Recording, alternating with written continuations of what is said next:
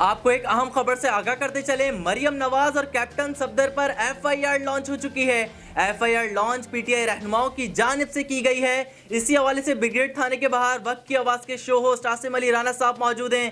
جی عاصم علی رانا صاحب، اپڈیٹ کیجئے گا۔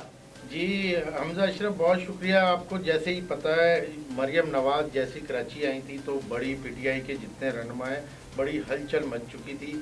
ان کو توقع نہیں تھی مریم نواز آئیں گی۔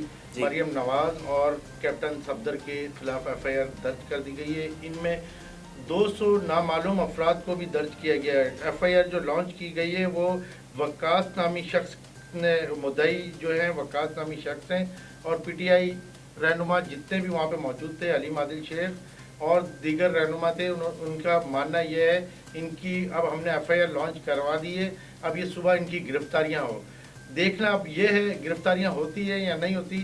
اور میں آپ کو ایک اور پیچھے کی اگر یہ 4 دن پہلے کی بات بتاؤں، نواز شریف پر اور جتنے بھی نون لیگ کے جتنے رہنما تھے ان پہ دہشت گردی کے خلاف، ملک دشمنی کے خلاف ایف آئی آر لانچ کی گئی تھی، پر اس میں سے پھر صرف نواز شریف کو چھوڑ کے باقی جتنے رہنما تھے ان کے نام ہٹا دیے تھے۔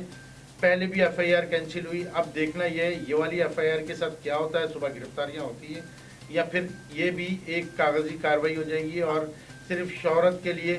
باقی میں آپ کو ایک بات بتاتا چلوں، عاصم علی رانا صاحب، یہ جلسے کا ریئیکشن ہے یا پی ٹی آئی کی پریشانیاں بڑھ چکی ہیں اور زیادہ؟ جی حمزہ اشرف، بالکل یہ جلسے کا ریئیکشن ہے۔ پی ٹی آئی کے نا تجربے کار لوگ جو ہے ایسی بے وقوفانہ حرکتیں کر رہے ہیں، میڈیا پہ پابندیاں لگا رہے ہیں، سوشل میڈیا پہ پابندیاں لگا رہے ہیں، جو آواز اٹھا رہا ہے اس کی دبانے کی کوشش کر رہے ہیں۔ شاید کہ یہ ان کو آگے چل کے یہ بڑا نقصان ہوگا، ایسی بے وقوفیاں ان کے جو ہے ان کے گلے پڑیں گی۔ جی بہت شکریہ عاصم علی رانا صاحب اپڈیٹ کرنے کا۔ اب دیکھنا یہ ہے کہ صبح گرفتاریاں ہوتی ہیں یا نہیں ہوتی، اب یہ آنے والا وقت بتائے گا اور لمحہ بہ لمحہ آپ کو اپڈیٹ دیتے رہیں گے۔